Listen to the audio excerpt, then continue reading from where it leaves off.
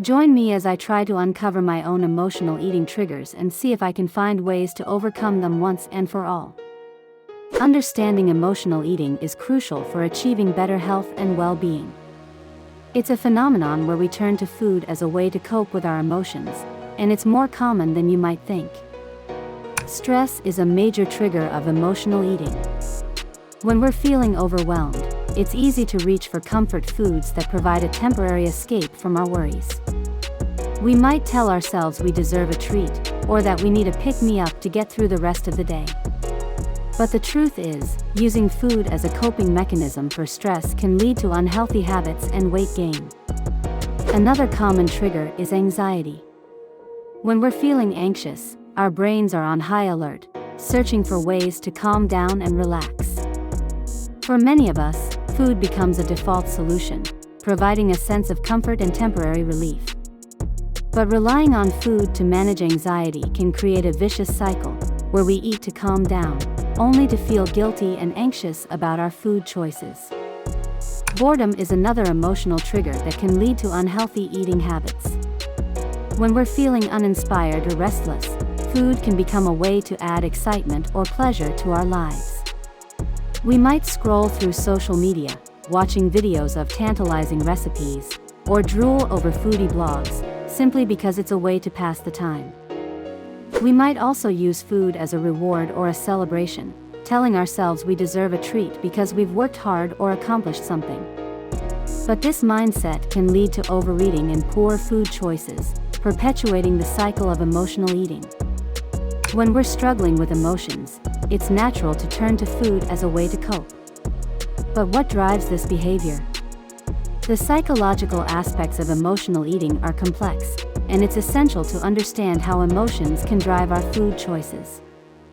Emotions play a significant role in our relationship with food.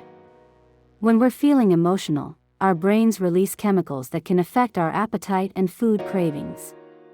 This can lead to overeating or poor food choices, as we seek comfort or relief from our emotions. The cycle of emotional eating can be self-perpetuating. We eat to cope with our emotions, but then feel guilty or ashamed about our choices, leading to more negative emotions and a greater desire to eat.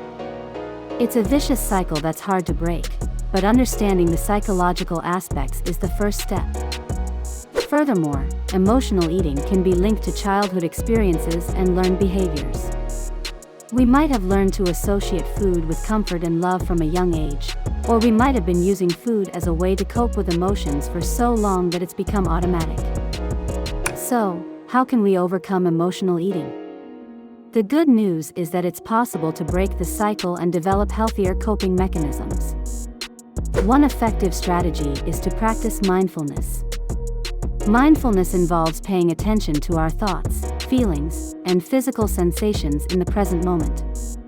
By being more mindful of our emotions and bodily sensations, we can recognize when we're reaching for food as a way to cope and find alternative solutions.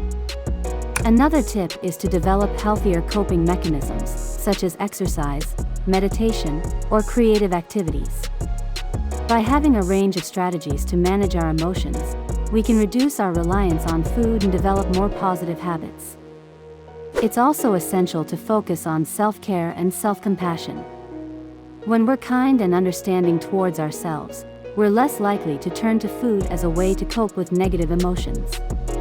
By practicing self-care and self-compassion, we can develop a more positive relationship with food and our bodies. In summary, understanding emotional eating is key to overcoming it. By recognizing our triggers, exploring the psychological aspects, and developing healthier coping mechanisms, we can break free from the cycle of emotional eating and develop a more positive relationship with food and our bodies. Don't forget to leave a comment below about your own experiences with emotional eating. And if you're interested in learning more about mindful eating techniques, check out my other video on the topic.